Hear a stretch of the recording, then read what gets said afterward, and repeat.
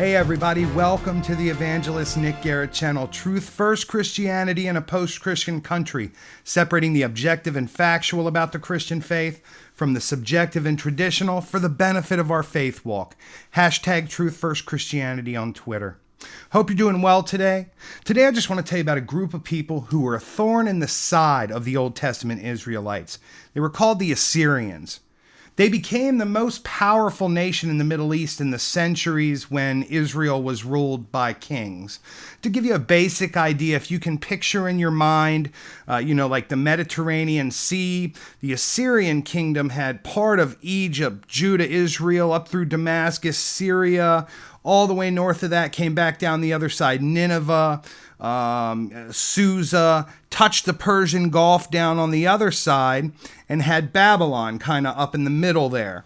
Their rise to power began in about 911 BC, and within a few years, both Israel and the nation's old enemy, Syria, faced the same threat.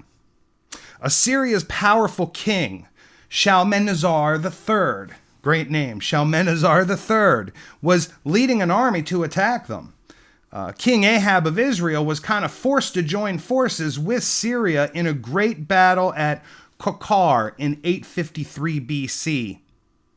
Shalmaneser did not take control of Israel that time, but within a few years, the new king, Jehu, who was supposed to be the great new hope of Israel, was forced to bow down to him as he brought him rich gifts. This was especially frustrating to the Israelites because they picked Jehu because he was a great military commander, unlike his predecessor. Now, from about 824 to 744 BC, about 100 years, the Assyrians were busy fighting enemies to the north.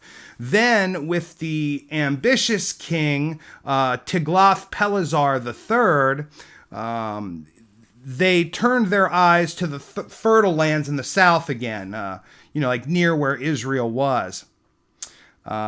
He dealt with those countries ruthlessly, especially the ones that refused to do what he wanted.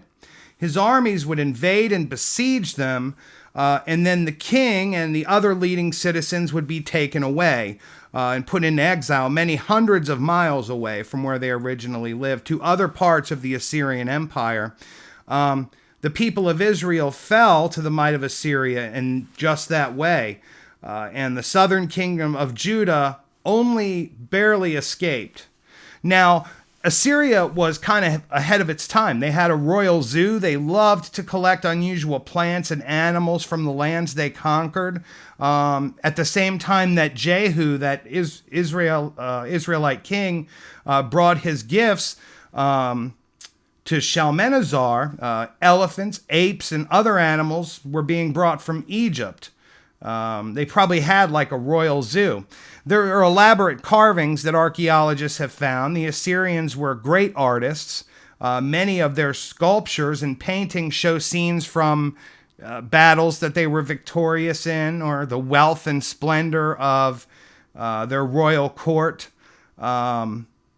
One famous relief shows the king Ashurbanipal and his queen kind of relaxing in this garden.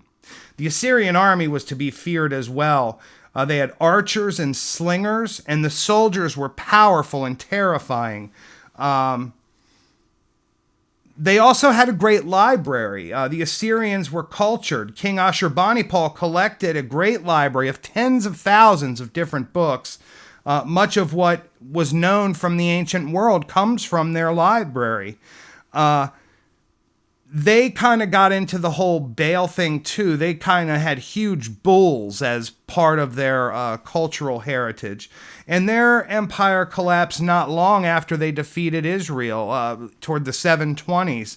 And it was replaced by the up-and-coming powerful Babylonian Empire. Now, you can read a lot about the Assyrians in the Old Testament of the Bible. And the net result is, yes, the Assyrians were victorious, and they were one of the powerful cultures of the time. But there's also stories where God uses Israel during the times that they have faith in him to prove himself as the living God to the Assyrians. There were several times where Assyria should have been successful, but Israel was given chance after chance. And you see God's divine hand at work. There's a lot more to learn about the Assyrians, but from the biblical perspective, that at least gives you the basics. You can read about them and their interactions a lot in the books of Kings, 1st and 2nd Kings. And look forward to talking to you next time. May God bless you. I hope your work today bears fruit. If you would like to support my work, please buy one of my books that I've written from the Just Tell Me the Truth About Christianity series. You can get a book about the Crusades, the future of Christianity, the early church councils, and coming out soon, the Reformation and Counter-Reformation. You can also buy my nonfiction history, Shipwrecked in the Land of King Tobacco, the first Washington family immigrant to America, about John Washington, George Washington's great-grandfather. My books are available at amazon.com/author/nicholasdgarrett. You can also buy Shipwrecked at George Washington's birthplace in their gift shop. You can also be part of a special project. If you want to make a small, negligible contribution on Patreon, you can unlock audiobook chapters of this and listen to them. Thank you so much, and I look forward to talking to you next time.